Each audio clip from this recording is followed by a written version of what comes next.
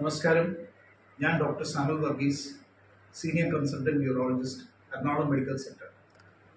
ഇന്നത്തെ വിഷയം prostate enlargement. 55-60 വയസ്സാകുമ്പോഴത്തേക്ക് മിക്കവാറും പുരുഷന്മാർക്ക് മൂത്ര തടസ്സം എക്സ്പീരിയൻസ് ചെയ്യാറുണ്ട്. മൂത്രം പോകുന്നത് നല്ല വണ്ണത്തിൽ പോകുന്നില്ല, മൂത്രം ഒഴിച്ചു കഴിഞ്ഞാലും തൃപ്തിയില്ലായ്മ, എപ്പോഴും മൂത്രം ഒഴിക്കുക, രാത്രി കുറേ പ്രാവശ്യം എഴുന്നേൽക്കേണ്ട അവസ്ഥ, ചില സമയത്ത് പെട്ടെന്ന് കൺട്രോൾ ഇല്ലാതെ മൂത്രം പോവുക. ഇങ്ങനെയുള്ള മൂത്രശങ്ക പ്രശ്നങ്ങളുണ്ടെങ്കിൽ അത് ചിലപ്പോൾ പ്രോസ്റ്റേറ്റ് എൻലാർജ്മെന്റ് ഇതുകൊണ്ട് ഉണ്ടാകുന്ന പ്രശ്നമാകാം.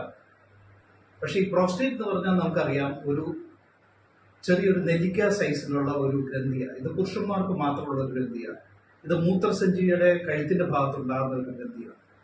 ഒരു 55-60 ആകുമ്പോഴത്തേക്ക് പുരുഷന്മാർക്ക് ഇത് സൈസ് കൂടിയിട്ട് മൂത്രം വരുന്ന വഴിയിൽ ഇതൊരു തടസ്സമായിട്ട് മാറാം. ഇത് ക്യാൻസറിന്റെ ഉള്ള ചില പ്രശ്നങ്ങൾ ഉണ്ടാകാം. പക്ഷെ മിക്കവാറും നോൺ ക്യാൻസറസ് അല്ലെങ്കിൽ ക്യാൻസർ അല്ലാത്ത PPH, ബെനൈൻ പ്രോസ്റ്റാറ്റിക് ഹൈപ്പർപ്ലേസിയ എന്ന് പറഞ്ഞ അസുഖമാകാം. ഇങ്ങനെയുള്ള ബുദ്ധിമുട്ട് ഉള്ള വ്യക്തികൾ, പ്രത്യേകിച്ച് പുരുഷന്മാർക്ക്, അവര് ഇതിന്റെ ഉള്ള ടെസ്റ്റുകൾ ചെയ്യേണ്ട ആവശ്യമുണ്ട്.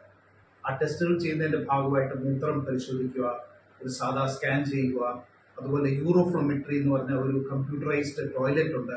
അത് ഈ മൂത്രത്തിന്റെ ഫോഴ്സും കാര്യങ്ങളൊക്കെ അതിനകത്ത് കാൽക്കുലേറ്റ് ചെയ്യാം. തടസ്സം ഉണ്ടെങ്കിൽ അതിൻ്റെ ആയിട്ടുള്ള ചികിത്സ തേടാം. അത് പ്രത്യേക രീതിയിലുള്ള ഗുളികളും ഉണ്ട്, അതുപോലെ ശസ്ത്രക്രിയയുണ്ട്.